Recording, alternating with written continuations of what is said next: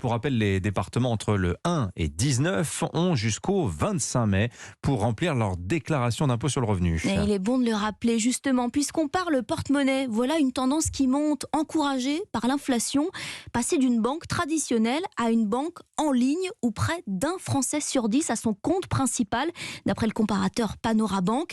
Le principe, pas d'agence, tout se passe dans votre smartphone. Et l'avantage, une dizaine d'euros de frais par an contre 220 en moyenne dans une banque traditionnelle. C'est votre reportage Europe 1 et vous, chaque matin à 7h30, Noah Moussa a rencontré des adeptes dans un centre commercial parisien. Dans les allées du centre commercial, Balthazar, 32 ans, téléphone en main, ne paye plus ses courses qu'avec son application de banque en ligne où il a placé toutes ses économies.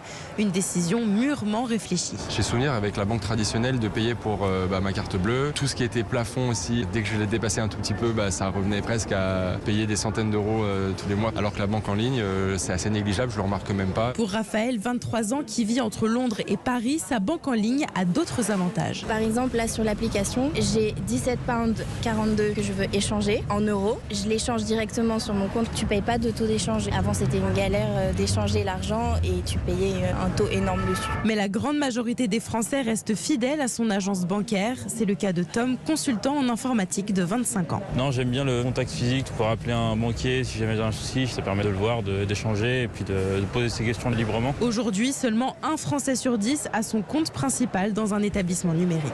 Reportage Europe 1 et vous de Noah Moussa.